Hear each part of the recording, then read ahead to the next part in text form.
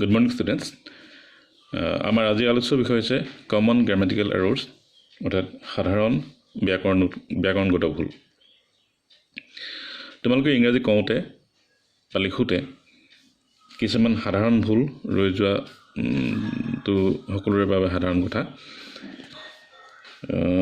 ব্যাকৰণৰ নিয়মবোৰ জনাৰ পিছতো বা পঢ়াৰ পিছতো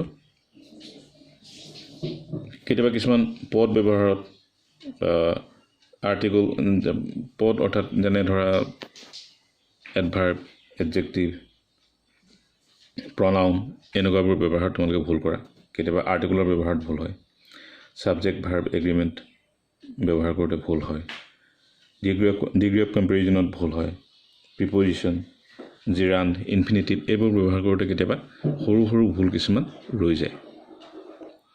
সেই তেনেকুৱা কিছুমান সৰু সৰু ভুলৰ বিষয়ে আজি আমি আলোচনা কৰিবলৈ লৈছোঁ। তোমালোকে মনোযোগেৰে উদাহৰণবোৰ মন কৰিবা। কেইটামান উদাহৰণৰ জৰিয়তে আমাৰ আলোচনাটো আগবঢ়াব বিচাৰিছোঁ।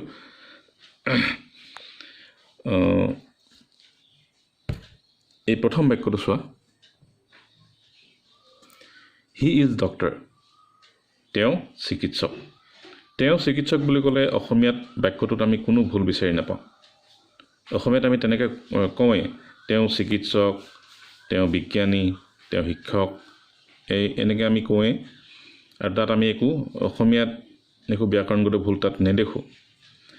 আৰু সেইবাবেই এই বাক্যটো আমি ভুলকৈ ব্যৱহাৰ কৰোঁ বহুতেই। ইয়াৰ শুদ্ধ ৰূপটো হৈছে হি ইজ এ ডক্টৰ। এই ডক্টৰটোৰ আগত এই আৰ্টিকলটো লাগিবই, অন্যথা বাক্যটো ভুল হ'ব। He is doctor, he is teacher এনেকৈ লিখিব নোৱাৰোঁ আমি, এনেকৈ ক'ব নোৱাৰোঁ। He is a doctor, he is a teacher, he is a scientist, he is an artist এনেকৈ ক'লেহে বাক্যটো শুদ্ধ হয়। 2 নম্বৰ বাক্যটো চোৱা, হেভ ইউ এভাৰ চিন এ শ্বৰ্ট অল্ড মেন। তুমি কেতিয়াবা এনেকুৱা ওখ মানুহ দেখিছানে? আমি ইয়াত এই বাক্যটোত প্ৰথমটো বাক্যত এইটো ব্যৱহাৰ নকৰাৰ কাৰণে, এই আৰ্টিকলটো ব্যৱহাৰ নকৰাৰ কাৰণে বাক্যটো ভুল হৈছিল। ইয়াত আমি এইটো ব্যৱহাৰ কৰিছোঁ, কৰা স্বত্তেও কিন্তু এই বাক্যটো ভুল হৈছে।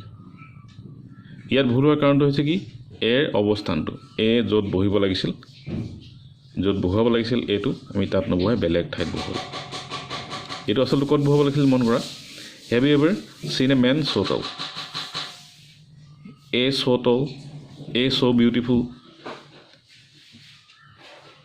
তেনেকুৱাকৈ আমি এই আৰ্টিকলটো ব্যৱহাৰ নকৰোঁ। ছ' টল, ছ' বিউটিফুল, ছ' ষ্ট্ৰং, ছ' উইক সেইবোৰ আগত আমি এইটো ব্যৱহাৰ নকৰোঁ। এইটো আমি এই এডজেক্টিভটোৱে যিটো নাউনক কোৱালিফাই কৰিছে, এ টল, ছ' টলটোৱে কাক কোৱালিফাই কৰিছে,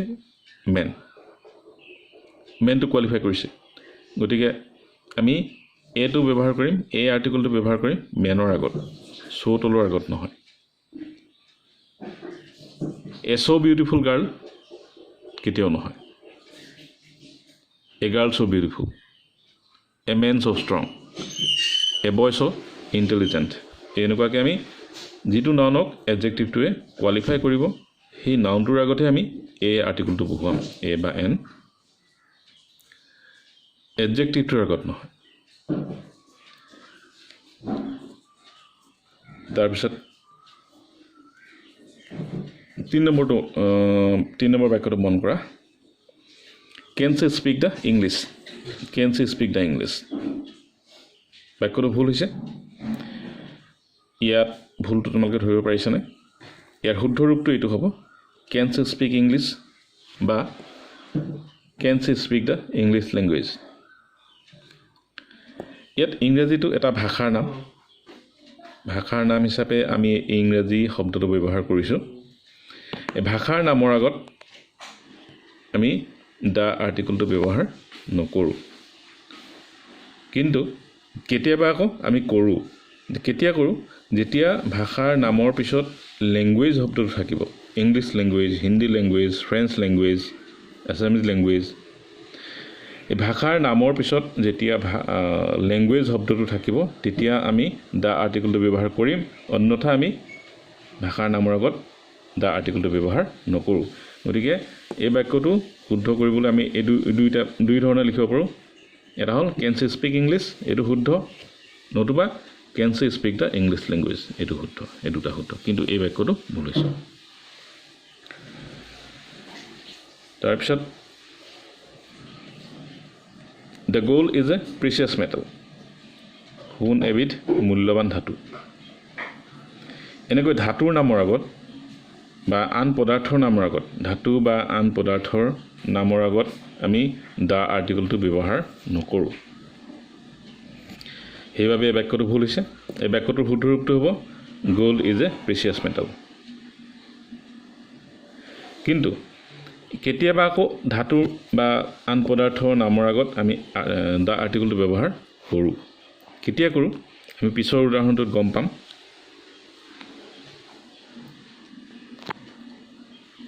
5 নম্বৰ বাক্যটো চোৱা gold of this ring is not pure এই আঙুঠিটোৰ সোণখিনি বিশুদ্ধ নহয় পিয়'ৰ নহয় এই বাক্যটো ভুল হৈছে এই বাক্যটো আকৌ ভুল হৈছে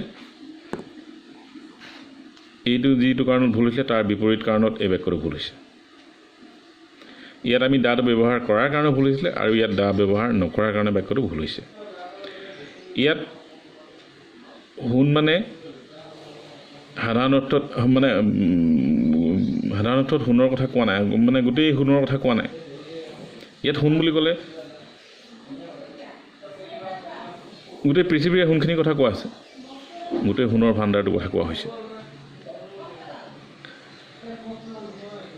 এইটো এটা কমন নাউন কিন্তু ইয়াত সোণখিনি ইয়াত যে সোণৰ কথা কোৱা হৈছে সোণ কেৱল এই আঙুঠিটোত ব্যৱহৃত সোণখিনিৰ কথা কোৱা হৈছে এই এনেকুৱাকৈ নিৰ্দিষ্টকৈ দেখুৱাই দিবলৈ আমি ধাতু বা আন পদাৰ্থৰ নামৰ আগত দা আৰ্টিকলটো ব্যৱহাৰ কৰিব লাগিব নকৰিলে বাক্যটো ভুল হ'ব the gold of this ring is not pure এই নিৰ্দিষ্টকৈ দেখুৱাই দিয়া সেই আঙুঠিটোত থকা সোণখিনিহে পিয়'ৰ নহয় বুলি ইয়াত কোৱা হৈছে গতিকে ইয়াত এই আৰ্টিকলটো ব্যৱহাৰ কৰিবই লাগিব অন্যথা বাক্যটো ভুল হ'ব আজি আমি আৰ্টিকল ব্যৱহাৰ কৰোঁতে হোৱা সচৰাচৰ কিছুমান ভুলৰ বিষয়ে আলোচনা কৰিলোঁ এনেকুৱা আৰু বহু সৰু সৰু ভুল আমাৰ ইংৰাজী কওঁতে বা লিখোঁতে ৰৈ যায় তোমালোকে আৰ্টিকলৰ চেপ্টাৰটো অকণমান ভালকৈ চাবা দেখিবা তেনেকুৱা কনফিউজন আৰু পাবা তোমালোকে আৰ্টিকলৰ চেপ্টাৰটো ভালকৈ এবাৰ পঢ়ি যদি কিবা তেনেকুৱা পোৱা তেতিয়াহ'লে মোক জনাবা মই তোমালোকক সহায় কৰিবলৈ চেষ্টা কৰিম ইয়াৰ পিছত আমি আন ভুলৰ বিষয়ে আলোচনা কৰিম যিবোৰ ভুল আমাৰ ইংৰাজী কওঁতে বা লিখোঁতে প্ৰায় সকলোৰে হয়